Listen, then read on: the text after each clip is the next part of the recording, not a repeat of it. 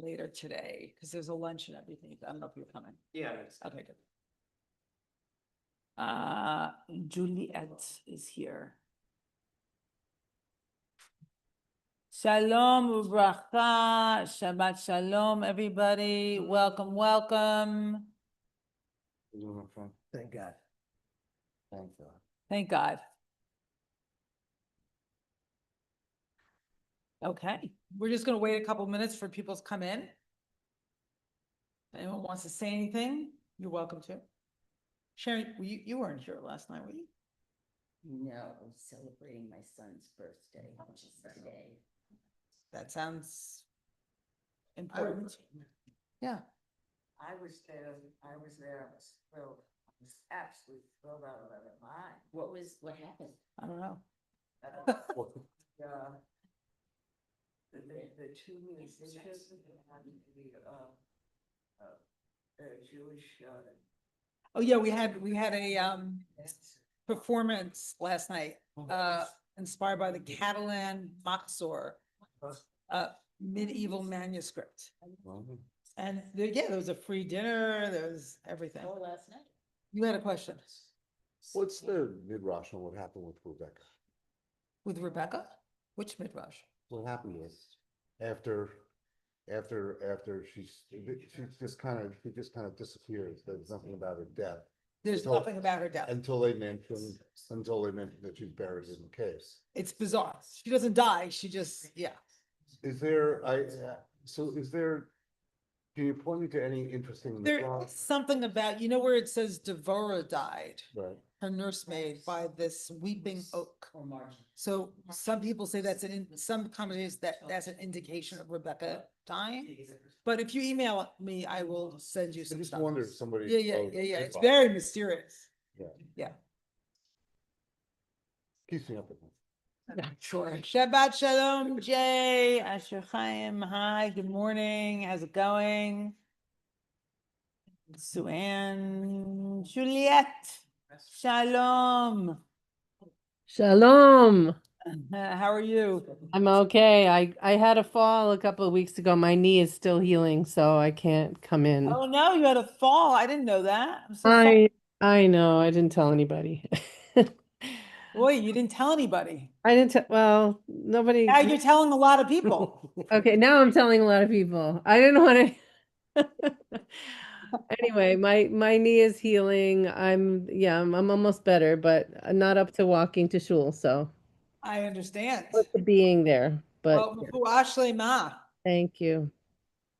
These are a little messy, the paper printouts, but it's okay. Morning, Professor. Good morning, Professor. To my right. Do you want to sit to my left or to my right? Where do you? Well, you only see 4 people when we were there, 24 in the Zoom. I don't know. Caroline, why do we only see 4 people when there are 24 people here? Is that because Can I turn my people's? phone out there? Yeah, only 4 people's cameras are on, yeah. Oh, okay. So people, turn your cameras on if you can. We want to see your faces. Jay, good to see you. I haven't seen you in a while. Hi, Adel. Linda, Connie, welcome, welcome. What's this? Good morning, Alexis. Hi, Neil. Lena. Okay, I think we're good. We're going to start. Yeah. Hello. Okay, so Parshat Toldot. Wow, what a parsha, right? It was hard to choose exactly where to focus because there's so much. But I want to look today at chapter 26, which really is the only chapter in the Torah that specifically focuses on Isaac and Isaac's story. And there's a stereotype about Isaac that he was like a nebbish, or that he wasn't really. You could fill in the blanks. Terrible. What? Terrible. Terrible. Yeah. That he was terrible. No, that he was a schmendrick. He was a schmendrick. He's Yeah. the only monogamist. Well, yeah, we're gonna get to that. But I think chapter 26 paints a whole different picture of Isaac that I want us to look at and consider. Because the Torah does something amazing. It actually creates complicated people. It's impossible to fit them into one bucket. So you might say Schmendrick, but I'm going to show you no Schmendrick. You show me somewhere else, Schmendrick, right? But then we have to put it all together.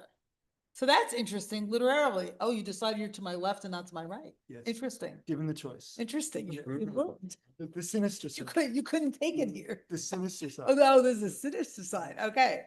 All right. So, we're gonna see, more about Isaac and his relationship to his father and, how he carried the legacy forward. And I think it's some interesting stuff. And as Sharon said, he's the only monogamous forefather. He's the only forefather never to have left the land of Israel, which we're gonna look at directly. And he's the first person for whom it is said he loved his wife. Right? Yaakov also loves Rachel, but that's a bit of a mess, isn't it? So here we go, everybody. Let's screen share the bracha over Torah study, and then we will start our study. Okay, in cacophony, you're welcome to unmute if you'd like to. Baruch atah Adonai Eloheinu melech haolam v'mitzvotav v'tzivanu la'asot divrei Torah.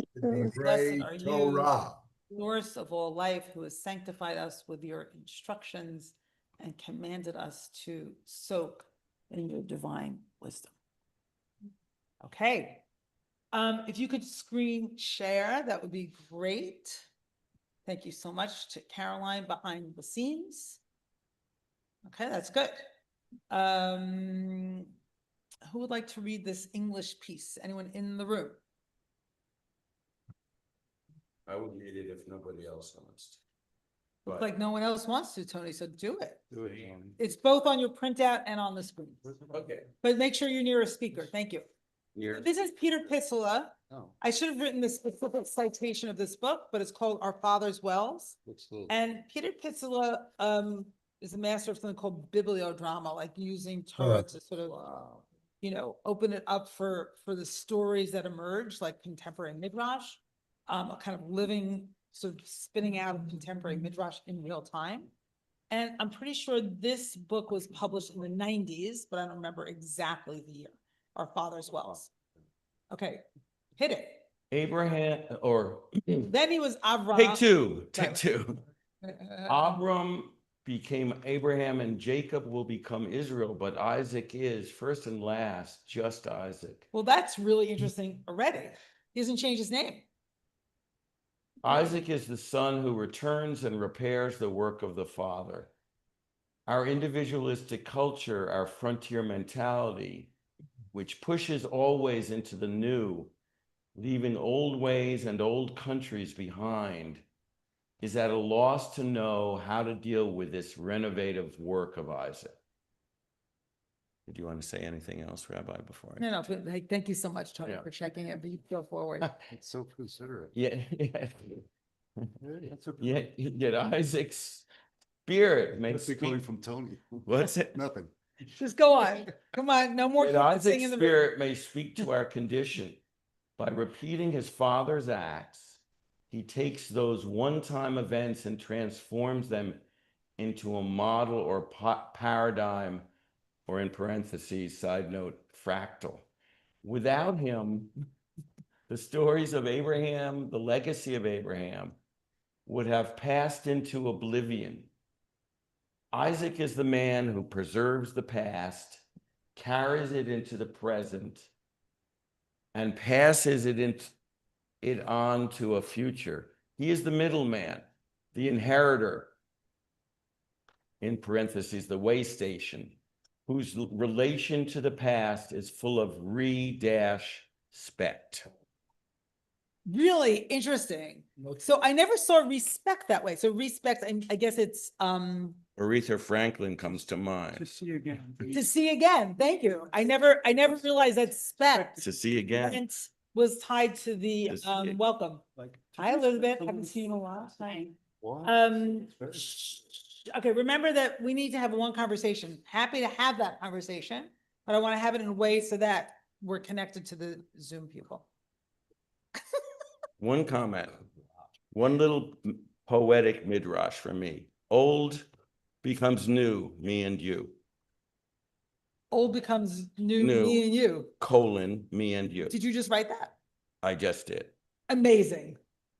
Well, actually, I should say that it's one of my little ditties that it is my thing, but I have said it previously, Okay, great. just to be Okay, just to so be fully honest. so Isaac's kind of the bridge figure, and what Peter Pislow is doing here is like raising that up for our respect, for our re-inspection, right? So let's see how that plays out. Let's go to the next source, please. Yeah, I don't know why it's not side by side, but it's not. Don't ask. Okay, so Vayhi Ra'av Ba'aretz, Ba'aretz. Milvad Hara'av Harishon Asher Haya Bimei Avraham. So now there was a famine in the land aside from the famine, former famine. In other words, I'm not sure, it's really interesting that the text is already, when it describes famine, articulating that famine in terms of Abraham's experience, right? So aside from the former famine, which there had been in the days of Abraham. Vayilech Yitzchak el Avimelech melech Plishtim Gerara. So Isaac went to Avimelech, the king of the Philistines, to a place called Gerar. Now, let's just go back a minute, since the text is recalling Abraham's experience when there was a famine. Let's recall Abraham's experience when there was a famine. What did Abraham do when there was a famine in Genesis 12? Who remembers? Went down the. Went to Egypt. And what happened? Pharaoh saw his wife, Sarah, and Abraham pretended it was his sister. Right? So there's sort of a modified trope going on here. But what's really notable is that Isaac does not leave because of famine. So there's a famine, and we recall Abraham, and then Isaac does not do the same thing that his father did. So he both replays, as Peter Pislow said, some of the events in his father's life, and others he doesn't, which is very notable, like taking a second wife. Okay. Is there something significant about Gerar? I mean, I'm thinking Ger, strangers. So that's really interesting, Sharon, that you bring that up. So Gerar sounds like ger, labor, to sojourn. It sounds like stranger. So I looked throughout commentary, I looked here, I looked at, no one makes that connection. However, and so there might not be an etymological connection, but you can hear it in the sound of the passage. And Lagur is going to be mentioned in a minute. Yes, David. Well, it just, I may have this wrong, but he didn't make the decision not to go down to Egypt. He was. Well, given this is true. advice. He We're was gonna given- be told that in a second. Absolutely. Thank you for pointing that out. Okay. So immediately, as David is saying, Vayera elav Adonai vayomer al tered Mitzrayim. So this is the moment, like your father. Here's a famine. You go down to Egypt, but God's saying, no, don't repeat that pattern. But this is cut off on the sheet. I'll tear it up. Shachen, is that what it says? Shachen be'er. Oh, you know what, Ashachan, can you read it? Because it's a little cut off here. And I can't read it that far. I feel like I'm the eye doctor right now. So I'm in Chon ba'aretz, Genesis- asher omar elecha. Dwell in the land that I command you. Gur ba'aretz hazot, live temporarily in this place. Where's Ve'ehyeh Gur? imach va'avarchecha, and I will be with you and I will bless you.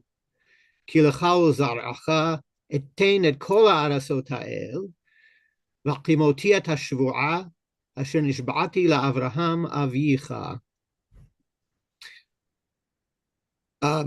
Dwell temporarily in this land, and I will be with you, and I will bless you, because to you and your offspring I will give all of these lands. Yeah, oh wait, And I will establish the oath that I place myself under vis-a-vis Avraham, your father.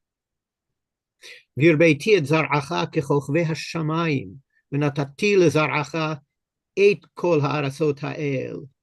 I will multiply your offspring like the stars of heaven, and I will give to your offspring all of these lands. V'yitbarechu b'zar'acha kol goyei haaretz. And through your offspring will be blessed all of the nations of the earth. Eikev asher shama Avraham b'koli, because Avraham listened to my voice. Vayishmor mishmarti, and observed my observances, mitzvotai, my commandments, chokotai, my edicts, v'torotai, and my teachings. Vayeshev Yitzchak begrar. So Yitzchak temporarily dwelled in Gerar. No. It does not say temporarily. Here's a whole different word. Instead of lagur, which he was commanded to do, he settles. Now, Vayeshev, he sat. Okay, but it's different than lagur. It's usually translated as settling. And the Midrash, I think, is right to point out, as they did when Yaakov settles, that when you settle, there's a problem. Like there's a permanent, a more permanent connotation to settling than lagur. And then often things go awry when there's settling as opposed to sojourning. At least that's what the Midrash said. I haven't traced those two words, but I know that that's definitely the Midrash on Vayeshev Yaakov Ve'eres Migurei Aviv Ve'eres Canaan. He just wanted to sit and be peaceful, and stuff happened. Exactly. But I think whether you believe that Midrash or not, I think there's a sort of a sound play here of Grar and Lagur throughout the passage, and it's notable literarily, at least to my ear, that it ends with Vayeshev, and he settled. Jay, I'm going to get you in a minute. I want to do one more text with Rashi about Intertext, Vayagor Avraham be'eretz Plishtim Yamim Rabim. Yes, right. And here it's Vayeshev Yitzchak begrar. Interesting. Okay, so here it says, Rashi says, a comment on Al Tered Mitzrayim, God saying, do not go into Egypt. Shahaya da'atola read it Mitzrayim, that he wanted to go to Mitzrayim. When there's a famine, it makes sense. You go to Egypt, right? That's sort of a trope and a repeated pattern in Genesis. Moshe yarad aviv bimei hara'av, just as his father went down to Egypt in the time of famine. Amar lo, he said to him, Al tered, so God said to Isaac, Al tered Mitzrayim, don't go to towards Egypt. Sha'ata, why? Sha'ata olat mima, because you are a pure and innocent sacrifice. The ein chutza la'aretz kedai lacha, and a pure and innocent sacrifice, it is not appropriate for that sacrifice to be taken outside of the land of Israel. And it's true, sacrifices are not taken outside of the land of Israel. And Isaac was a sacrifice. But it's interesting that Rashi and the Midrash sort of continue this theme and this stature of Isaac as this offering, right? This purity. And I think that purity is reflected in the fact that he's monogamous and that he loves his wife and that he never leaves the land. And another way to look at him not leaving the land is that he was too fragile. Like, is he going to withstand the journey? Is he going to come back? Okay, so Jay online. Shabbat Shalom. Actually, two quick things that happened after I raised my hand. One, actually, Asher Chaim, your additional text on Avraham points out that Lagur is probably the more temporary one because they had to add for a number of days. So you couldn't assume, because Lagur could mean very temporary. Also, Rabbi, I don't want to go there, but just to point out that it's interesting in today's debates, the difference between settler and resident. Okay, but the reason I raised my hand was I'm just wondering, and you may not want to go there, but in the first text, it's Vayere elav Hashem vayomer. I know there's other places in the Tanakh where God is seen first and then speaks, but that's not the usual formula, especially with Moshe. Does that indicate, is that just a stylistic issue? Is that some sense of a different kind of relationship to God, in that for some, God has to be seen first before the I don't know. I connection mean, happens? certainly God appears to Abraham also. Right, right. There are other places, but certainly with Moshe, but even in other places, it's almost always Vayomer, and there's no sort of qualification. So maybe it's a sense of ongoing dialogue versus episodic. I don't know. I'm just noticed that phrase is not the typical across all the Tanakh, the typical phrase. Yeah, So, no, it's interesting. I don't quite know what to make of it, but certainly here Isaac has a connection to God, right? And note that this is not addressing your point, but note that God speaks to him that in terms that echo what God said to Abraham. And it doesn't seem to be about Isaac. Like, if you read this passage, it seems to be that God's relationship with Isaac is all about Abraham, right? And I'm raising up the oath I made to your father Abraham. You know, but the rhetorical intent is the consequence. Don't go to Egypt, and this is why. Yeah, but now I'm pointing out something else, which is the passage seems to be more about Abraham than Isaac. Right, but ultimately it's all about Isaac, convincing Isaac not to go there to Egypt, basically. So the rhetorical intent is, I made this promise, and to keep this promise, don't go to Egypt. Yes, that makes sense. There's a connection. Absolutely. Yes, Rachel. Hi, sorry, could you speak closer to could we have a mic closer to her? Thank you. Here we go. All right. I'm very intrigued by the word he. Is he God? He said to him, do not go down to Egypt. Yes, he is God. Isn't that a little bizarre that in our Bible we refer to God as he? You've just noticed, Rachel? Yeah. Well, I'm a beginner. That the grammar of the Hebrew is masculine. Oh, I don't, but why doesn't it not say God said to him? God is talking to Abraham. Because it says Amar, it's just translated directly, Amar lo. Oh, so it really isn't, the pronoun is not necessary in the grammatical structure, is what you're telling me. It's kind of implied. God, not necessarily in the grammatical structure. Okay, now I'm happy. Thank you. Okay. Okay, next text, please. Thank you. Okay, so now here we go into Isaac's story.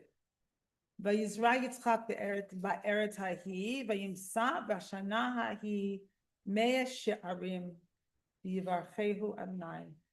Isaac sowed in the land and reaped in that year 100 measures. Thus did Adonai bless him. Vayigdal ha'ish vayelech haloch v'gadel ad ki gadal ma'od. The man became very great and went on becoming greater until he was exceedingly great. So this is an unabashed statement of Isaac's greatness, right? And it could be, as the translator is saying, in terms of wealth, but still, I mean, let me get through the passage. But, it's an unmistakable wealth. Vayihilo miknet son or miknet vakar. He had herds of sheep and herds of oxen. Va'avuda rabba, and many servants. And look at this. Vayikanu oto plishtim, and the Philistines were jealous of him. So even the people, the neighboring people are jealous of Isaac, or not the native people, I should say. V'chol ha'be'erot asher chafru avdei aviv b'mei Avraham aviv sitmum plishtim v'yimal'um afar. And all the wells that the servants of his father dug up in the days of Abraham, the Philistines filled up and they filled it with sand or dust. So that's interesting, right? So it's so, it's really these wells are, and you'll see this as we go on, are so symbolic. So these wells that were living wells, were filled up by the Philistines. So they were no longer, right? You could no longer access water. Vayomer Avimelech el Yitzchak, lech me'imanu ki atzamta mimenu ma'od. And so Avimelech, the king of the Philistines, says, like, get away from us because you've become too great. Right?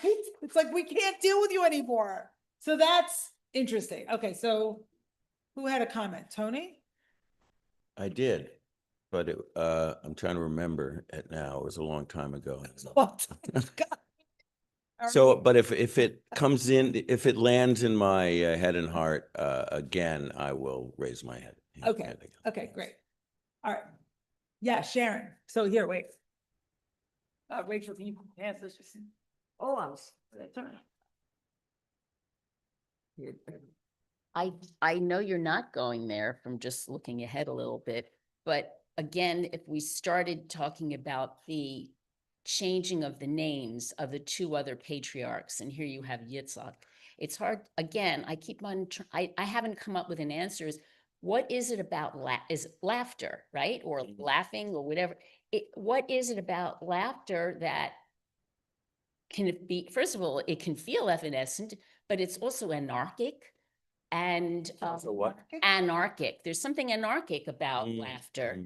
I mean, I think there were whole theories about what laughter is that I don't know, but it just, and then of course, on a silly note, I think, well, it's Jewish humor. It wouldn't work in Egypt. I mean, or something like that. But what is it about his name and his essence, which is laughter? I'm trying to That, that also adds to this story in some way. I don't know the answer. It's more of a question. thought. Yes, Can you pass it further?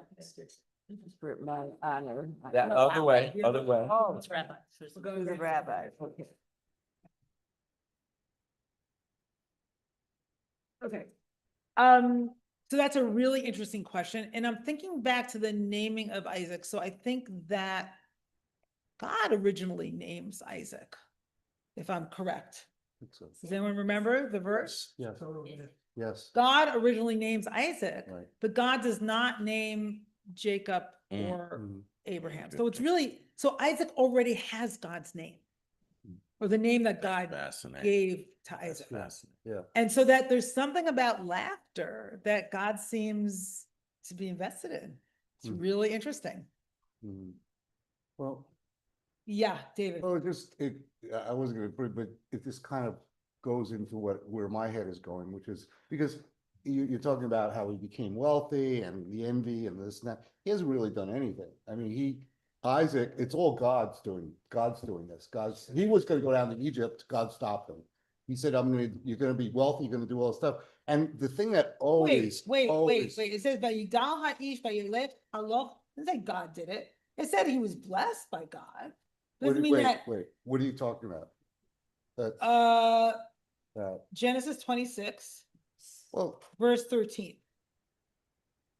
God also blessed Abraham. right, but in 26:1-6 in there, he's saying, don't go down to Egypt. And this is why, because I will be with you and I will give you blessing for you and your seeds. I will give all these lands. This is pretty heavy. And as we know, he becomes the father of the twins who it's all the land. Yeah. And so there's a lot that's God is investing in Isaac. Correct. And my feeling is that Isaac is just like an avatar or something like that. It's just An like- avatar, Yeah. A some kind stand-in. a patriarch. A stand-in. Well, okay. You know what? I'm gonna go Yeah.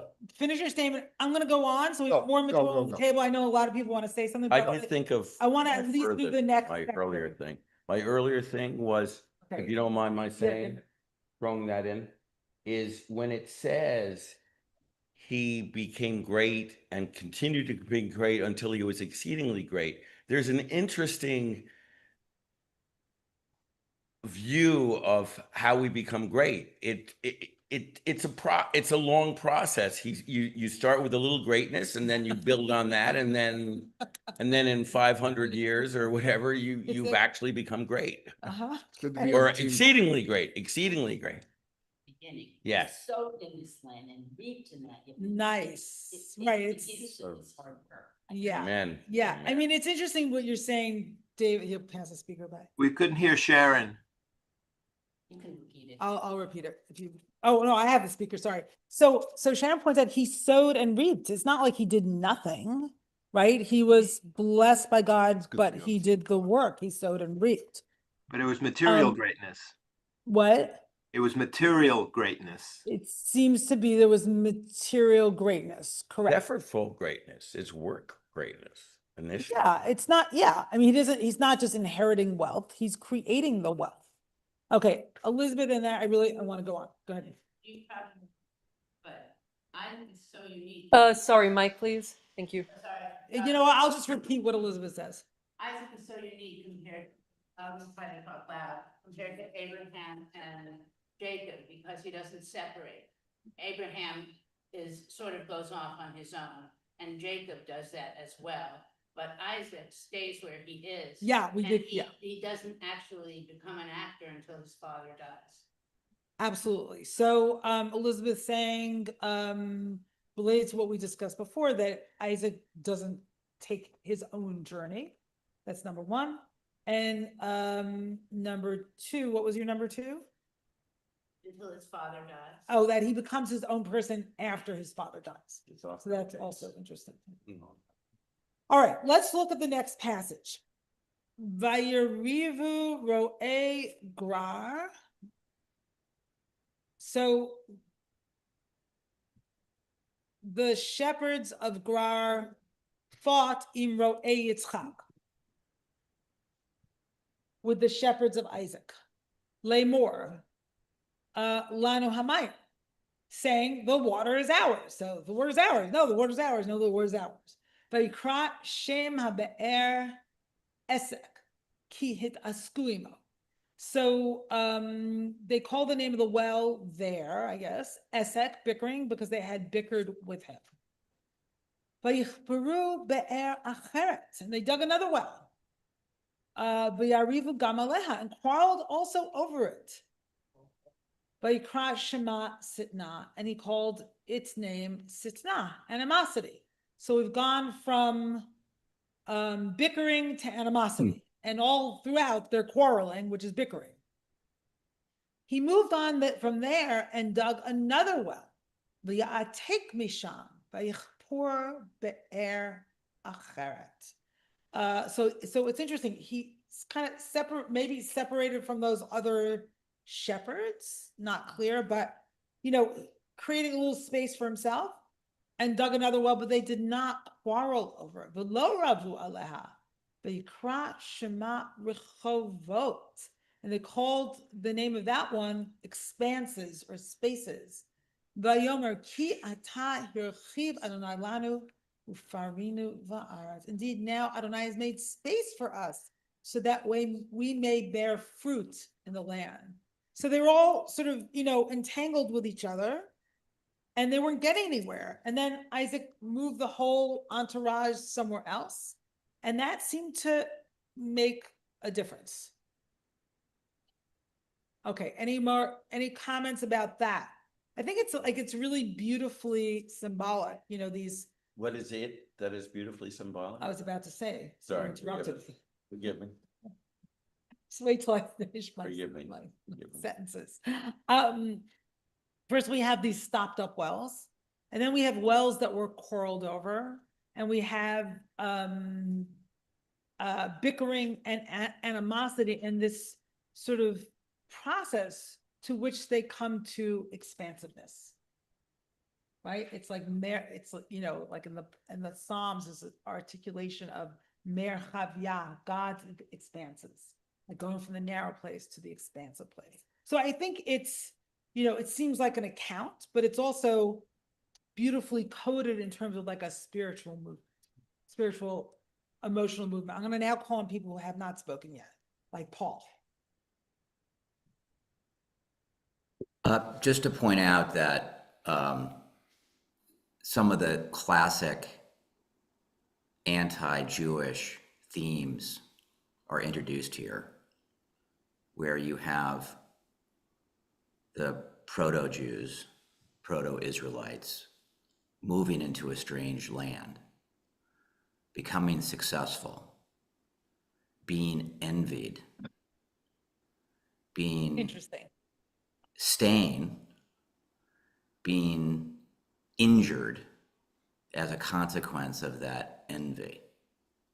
Where's the injury? The wells, the stopped up wells. Ah, And it's also interesting that it's wells because, as we know, the Christians accuse the Jews of poisoning the wells. So wells as a mechanism of disruption, of evil. right. And wells, There. right, were absolutely essential, right? I mean, Water, you can't live without water. yes. So yeah, that's really interesting, Paul. Thank you. Okay, Wendy in the room, but you have to come to the speaker, and then Meryl. But, often, Torah is affiliated with water. Torah by the rabbis is understood to be like water. Yeah. Right, and Isaac's quest for this water can be seen as Isaac's quest for Torah. Beautiful, Sweet. beautiful, very sweet. That's Thank why you. they pay you the big bucks, when She's a dentist. he's not only a dentist like my father and grandfather and uncle, but she's a Torah scholar. Beautiful. Okay, Marilyn. Yes, I just wanted to comment on the naming, on Isaac naming, which somehow brings me back to Adam naming the animals, but also Isaac doesn't get involved. He only names, like his passivity, going right back to the Akeda, like it's so interesting. Okay, this is happening. This is happening. And he's naming it, but he's not like gathering an army or saying what to do or anything like that. And of course, it's going to go all the way through to the blessing when, oh, it's funny. You don't even sound like Esau. Oh, well, let's keep going and I'll give you the blessing. Like Well, he's very he does do something distant. important, Marilyn. He takes the entourage and he moves it. So you're right, he doesn't gather an army, but it does say the Vaya'atek Misham, right? So he does something besides the naming. I don't actually see him as passive. I see him as different than his father. Maybe very non-confrontative, let's put it that way. He's not confronting, but I also, as they say, the naming, there is something about the naming that he's almost observing outside of it. Interesting. Something. Anyways, I just find it interesting. His reaction is to name it, not to step in, and yes, maybe to move away, but certainly not to step into it, maybe to take more distance. Correct. Okay, Jay. Very quickly, this whole process reminds me of that classic definition of insanity, doing the same thing over and over again and expecting a different result. So he did something different and created space. And it worked. Absolutely. Beautiful, Jay. Thank you. And on that note, I wanted to share a poem which I love. This is just an excerpt from a very long poem by Adrian Rich. So what I was inspired by here is that, if you're in the Jewish community now, it's like constant argument about everything, right? About Israel, about the mayor, about so much. And I don't know what your feelings are. I'm sure everybody has different feelings in this room, but sometimes I just want to like opt out.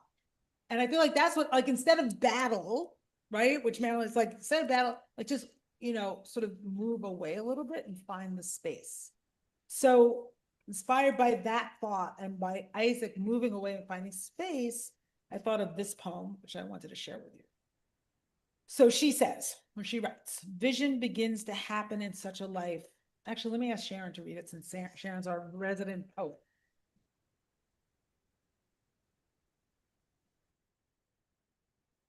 So this is an excerpt from Transcendental Etude. Vision begins to happen in such a life, as if a woman quietly walked away from the argument and jargon in a room and sitting down in the kitchen, began turning in her lap. Here you can see those bits of yarn, calico, and velvet scraps. Laying them out absently on the scrubbed boards in the lamplight, with small rainbow-colored shells sent in cotton wool from somewhere far away, the skeins of milkweed from the nearest meadow, original domestic silk, the finest findings, and the dark blue petal of the petunia, and the dry dark brown lace of seaweed, not forgotten either, the shed silver whisker of the cat, the spiral of paper wasp nest curling beside the finch's yellow feather.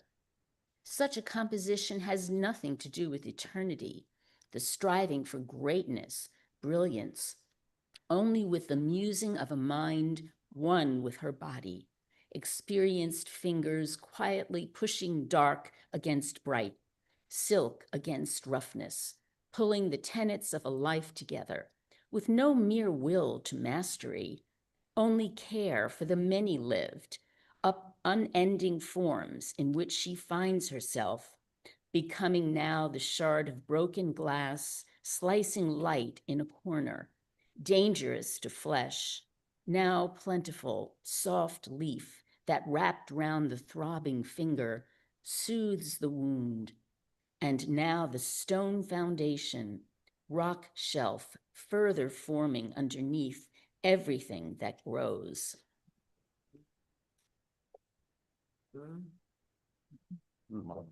So I love this poem and its articulation of how do you touch what's important when everything around you is sort of, I was in Europe recently and watching the mayoral debates from afar. I felt like there was a 5-alarm fire going off here in New York City. And for a while, I actually felt like a real sense of grief because the Jewish community is sort of like at each other's throats. And I was happy I was at a distance, but I didn't quite feel I was at a distance. And I'm wondering, like, is it wise to engage in the battles, as Marilyn was saying, or was Marilyn saying that Isaac didn't? Or is there some real strength in maybe just stepping away and finding, different sources of meaning at this time that aren't so about the fire going off on that day? So that's what, those questions are what generated my inclusion of this poem. And I was inspired by Isaac moving away from the argument. Okay. The wisdom is all, that cliche, you've got to pick your arguments, you've got to pick your battles. Yeah. Some of these cliches, you got to pick your battles, have truth to them. And of course, the wisdom is knowing which ones to pick and which ones to when to step away. And when it's important enough to do that. Exactly. Yeah. Thank you. Yes. It was Tony. I would add that this awesome poem, thank you, Rabbi, suggests to me to my interpretation of what she's describing is everything that comes to you is actually potentially an I-thou moment of encounter and opportunity for care, she said. Opportunity for care, but there's all kinds of different textures in every moment. So you need to be a shape-shifting Beautiful. carer. Yeah. To play the game rightly. To respond appropriately. Yeah. Amy, come here. Yeah. Or go to one of those. I just want to thank you. I'm working on this solo, and this poem is describing the things that I'm doing. So thank you. Wow. Yeah. And just on this theme of, I feel like it's a privilege. Well, on either end, you're either not involved in the argument because you're so far away from the conversation, or you have a certain amount of privilege to be able to dance in the studio the way I can, whatever, you're like doing something else. But like, if you have a job like you have, Rabbi Diane, where you have to speak out, this whole idea of this poem that you picked, you're creating, like, this is just my reflection on you. You create this dance for yourself. Like, what do I say now if I want to do this and also speak? What am I saying to people with this? And it's a beautiful contemplation that you are for yourself, but for us too. Thank you. Welcome. Thank you, Amy. All right, I'm going to read Lawrence Kushner. Next piece. Rabbi, may I respond to Marilyn before you go on? Absolutely. Who's talking? Oh, this is Amy Datz in Tallahassee. It's the Tallahassee lassie. She talked about the wells and the naming of the wells. Yeah. And in Nachmanides, he makes the connection. The first well is named after the first temple, which fell because of contention. The second well is named after the second temple, which fell because of hatred. And the third well is named after the third temple, which is expansion. Wow. The third temple to come. Thank you. Right. That's not me, that's Nachmanides. Yeah, or as Sharon says so beautifully, what's within us? Like, are we dwelling on the bickering and the animosity and the resentment, or are we finding space within ourselves and between ourselves? Yeah. How do we find that space? But I have a question that something's really bothering me, if I may ask. Hold on, let me just finish the thought. Okay. How do we find space with one another when we are sort of trafficking in fundamental and what feels like essential disagreements, especially with people who are close to us? And I think, as much as I don't want to be triggered, I am triggered. Like, it's intense to be close to somebody who you feel is sort of representing a view that you feel is going to like lead to our destruction in some way or another. So it's rough terrain. It's not just like, okay, you believe what you want and I will, it's really, it's rough stuff. It's really challenging. Okay. Who was talking before Barbara? Okay. Barbara, get. I just wanted to add something. This is such a great discussion.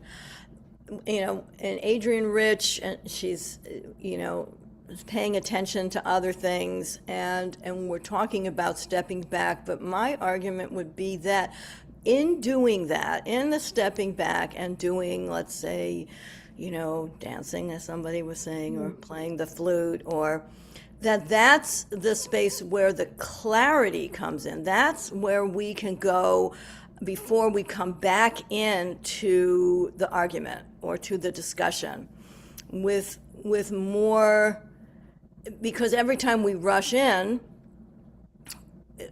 with our thoughts and our point of view, we are not, like you were talking about last night, which I only heard the end, we're not, of course, taking into account other people's experiences and feelings. And so that time away, it is in fact the time of understanding. Yeah, beautiful, Barbara. And it raises the question for me is like, what are you bringing to an argument?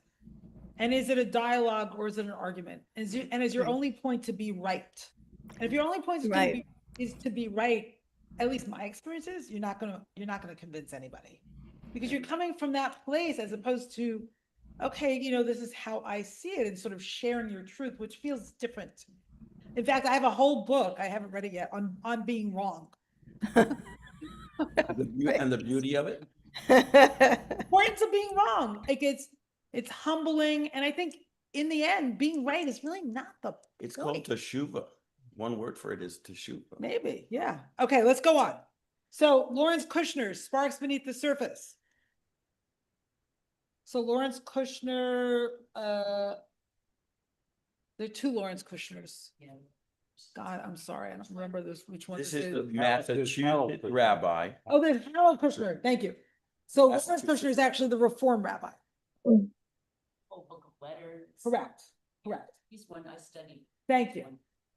Okay, so he writes, Isaac comes to understand and appreciate his father Abraham. There's a redemptive quality about the wells. When Isaac digs them, he finally realizes what his father went through. Realizing his father's wisdom, Isaac now calls the wells by the very same names that Abraham had given them. In doing so, Isaac comes to the profound realization that despite our efforts to the contrary, we are our parents. We have become them.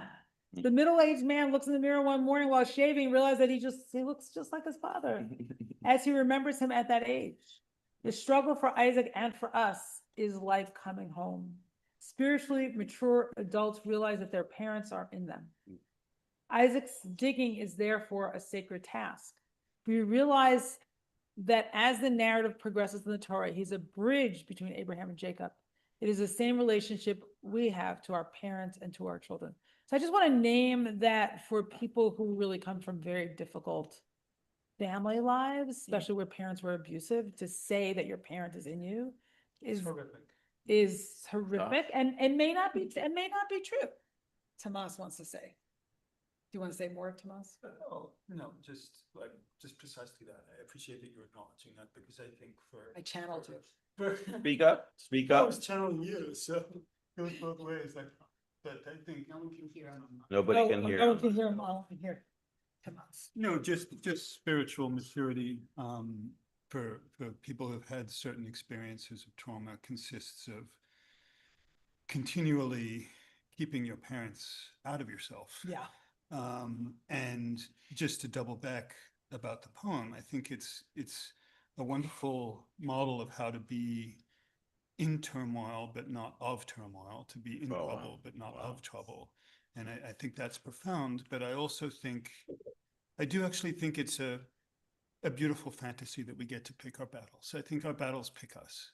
I don't think Isaac got to pick the Akedah. And He did not. no. And so we can pick how we fight those battles. We can pick where we dig the well. We don't get to pick where the water is under the ground. And so it's complex in terms of agency and what you let in and what you keep out. Yeah, I think when I was talking about choosing to fight battles or not, I was talking about battles in a much more superficial way than we're talking about. So like the daily rhetoric that's being thrown, we throw at one another. But in terms of our battles, our life battles, I agree with you. Yeah. Where they choose us. Yeah. Yeah. Yeah. Ah, all right. I'm not, what? I appreciate that. Yeah. I'm not gonna call on people now because we're gonna go on, especially if people have spoken. I'm looking for new hands when they arise. And I want to get to some stuff, and then if there's time, I will call on everybody. Okay. Okay, so I want to point out briefly a few places where the language of Abraham and Yitzhak kind of mimic each other. So here in Genesis 12, we have Abraham's story, and it says, Vayera Adonai el Abraham, Vayomer, as Jay was pointing out, right? God appeared to Abraham and said, Lizaracha eten et haaretz hazot, to your seed I am giving this land, Vayiven sham mizbeach Adonai hanir et elah.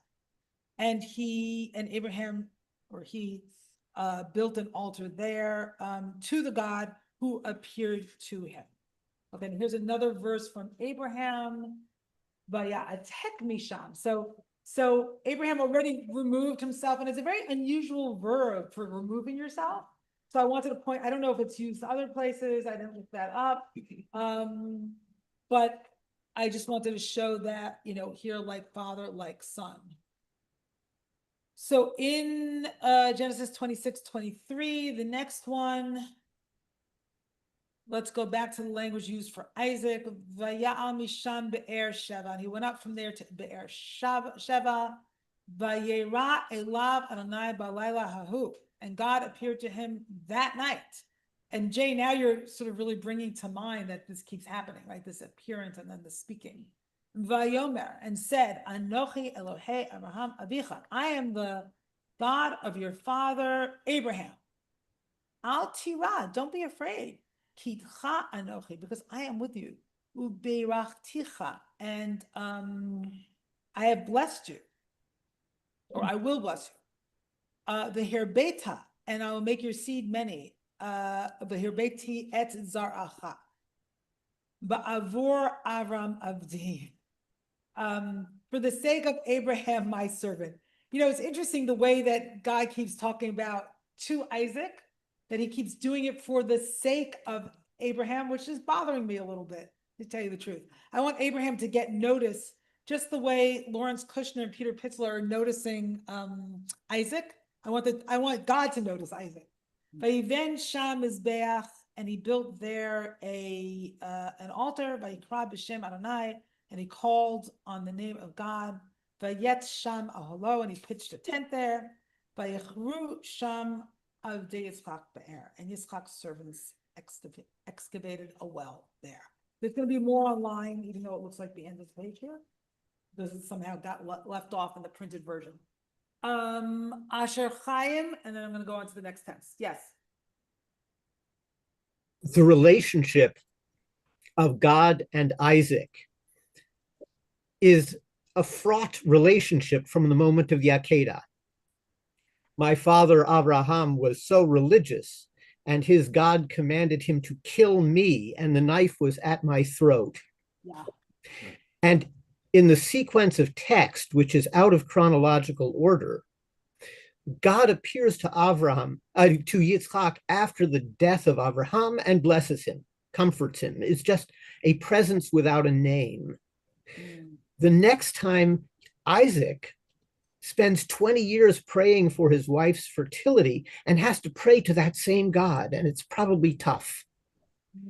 And the next time God appears to Isaac, he says, blessings, blessings, you're going to be great, you're going to be fruitful. And by the way, your father wasn't a bad guy. He was following in my commandments. And the next time it gets a little closer. And here, finally, when Isaac goes back to the place from which they set out on the Akedah, and he goes there, God can finally appear to him and say, I am the God of Abraham, your father, at the beginning of the revelation, without Isaac hanging up the phone. He's made peace with his father. He's made peace with the God of his father. And he builds an altar. Mind blown. It was Elie Wiesel in his Messengers of God about 50 years ago, who looked at these Genesis stories through the lens of his own experience and describes Isaac as the first survivor. And the trauma and the survival and the resilience. He's not passive at all. He digs wells. He plants seeds. Beautiful. He has children. Beautiful. Thank you. He has a relationship with God. Beautiful. Okay. Thank you so much. That was beautiful, and I think really gets to the depth of Isaac's struggle, especially as Asher Chaim is saying, like, how does he relate to this God that commanded his father to kill him? Like, wow. So, you know, it makes sense that their relationship, Isaac and God, would be attenuated. All right. Sarah's. Oh, okay. Yeah, Sarah. Okay, I'm only taking people now who haven't spoken, okay? And then I'm going to go to 2 more texts. Thank you. No. Yeah, no. What I wanted to say is that it may be me, but I'm noticing a strange subtext. Yeah. And the strange subtext, it struck me first in the translation of the Rashi. Yeah. Where Rashi said, where it says, do not go down to Egypt, for you are a burnt offering without blemish. And my immediate thought there was the red heifer. And then I thought the red heifer. And then I thought about the fact that in order to revive from death, you have to mix the ashes from the red heifer with living waters. And a lot of the rest of the text here has been about finding living waters. And I look at this and I think, here's Isaac. He's had a near-death experience. Yeah. All of everything he's done is to heal himself from that near-death experience. And here are the elements that appear elsewhere as a subtext here. And so I just thought that was Beautiful. really interesting. And it also reminds me after sort of, pages and pages of Torah where he's nowhere to be seen. Where does he come from? The air Rachai Roi. He comes from a well. He goes from the well of the living one who sees me, which was Hagar's place. I mean, it's amazing. Yeah, beautiful. Thank you. Okay, 2 more texts, and then hopefully we'll get to Jay and Marilyn as well. Okay, go down. It's not on your printed sheets, unfortunately. Go down. Now we're going to Nachman of Breslov. It's a whole other realm, but it relates to wells and what they represent. Ah, there it is. I'm so happy. It appeared. Okay, so this is what Rabbi Nachman of Breslov says about wells. And Isaac returning and digging the wells. Okay, Isaac returned and dug the wells, which had been dug in the days of his father Abraham, which the Philistines had stopped up after Abraham's death. Therefore, a well of living waters, Mayim Chayim, is exceedingly precious.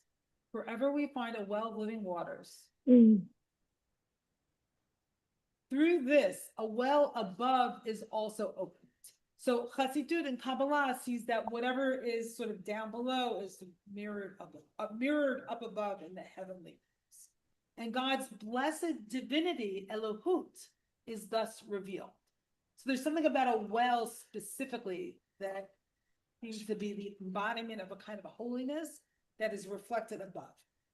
For the waters of the well that are revealed within the earth correspond spiritually to drawing forth the Blessed One's vitality, Hayut. And when a well is revealed, then, so to speak, is the Blessed One's vitality revealed. We recognize that God gives life to all beings. Therefore, the first patriarchs began to reveal the Blessed One's divinity in the world. We're constantly engaged in digging wells, which corresponds spiritually to the revelation of God's divinity, which gives life to all things. So to relate to actually what Sarah's saying, it makes perfect sense that Abraham's wells were stopped up, given what happened between Abraham and Isaac. Why? There was trauma between. So that generational line was all stopped up. It needed to be dug again. And in order to do so, I imagine Isaac had to face both fear and grief, right? To get to, sort of the... And maybe humor, God's sick humor, hold on.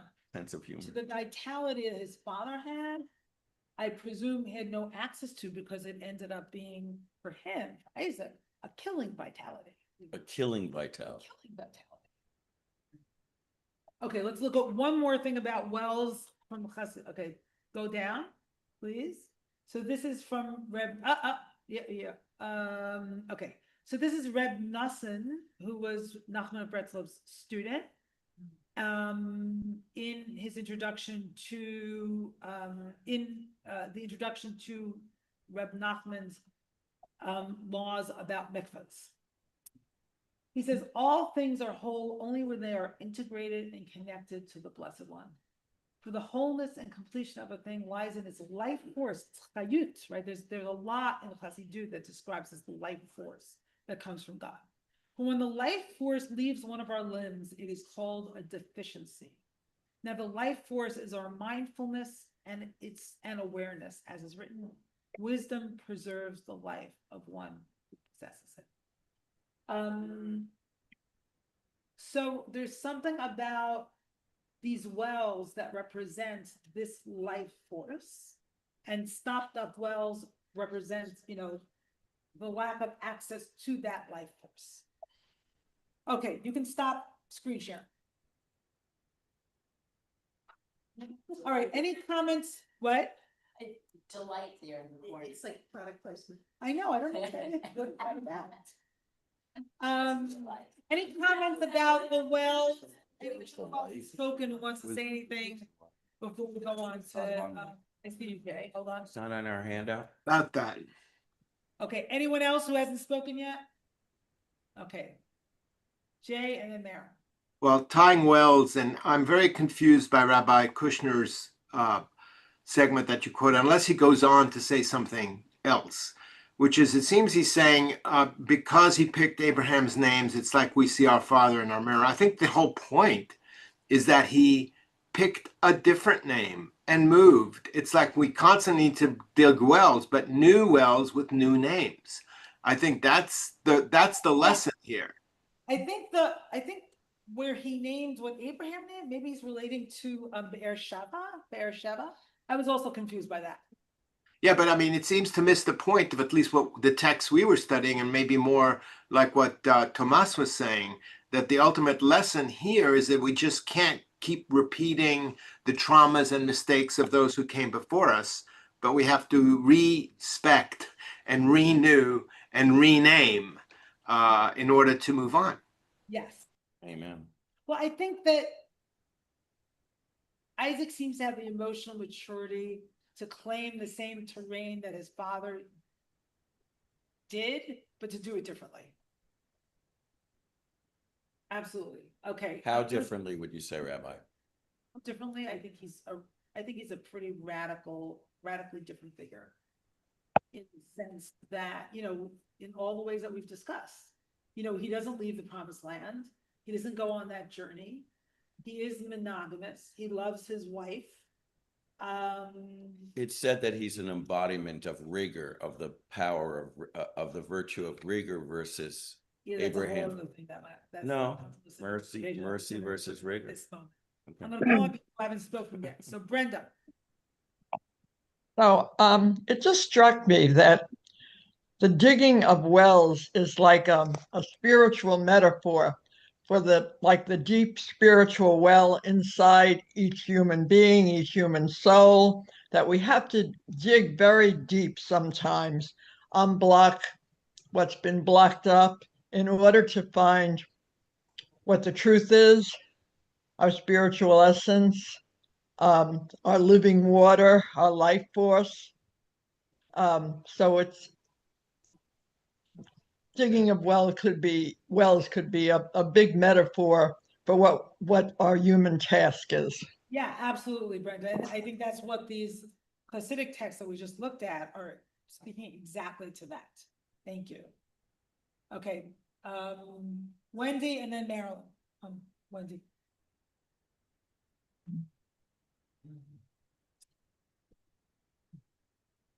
I think that a lot of this goes back to the fact that Isaac never had a good relationship with his father, that he always felt to be number two, that he always was competitive with Ishmael, and the fact that the moment that his mother dies, his father runs back to Hagar. Okay. And so I think he feels 100% disconnected from his father. Mm-hmm. And so when Hashem mentions his father to him, I think it doesn't resonate with him. It doesn't resonate with him because there was not really a loving relationship or a relationship at all. And if anything, maybe in his heart of hearts, Abraham favored Ishmael because he was truly the firstborn, and that the relationship with Isaac was always a struggle and a stress. And so the constant reminding of God about Abraham, I think, does not resonate with Isaac. I think that's really interesting. And it brings up the question connected to what Tomas was saying before. Like if you have a relationship with your family where you don't feel loved, then how do you access generate like the wisdom and the power of that generational line? Right? It's all stopped up, so to speak. Right? How do you do it? And yet it's it's something you kind of can't bypass too. So it's really complicated. Hey, Marilyn. Yes, I wanted to weigh in on the other side of what Asher Chaim was saying. And actually, I loved what Wendy was saying too, and that uh, my new story of Isaac, this is new, Wait, since is today or since when? last week, but now I'm Last seeing it week. again. Oh. Is that Isaac actually has a very intimate relationship with God.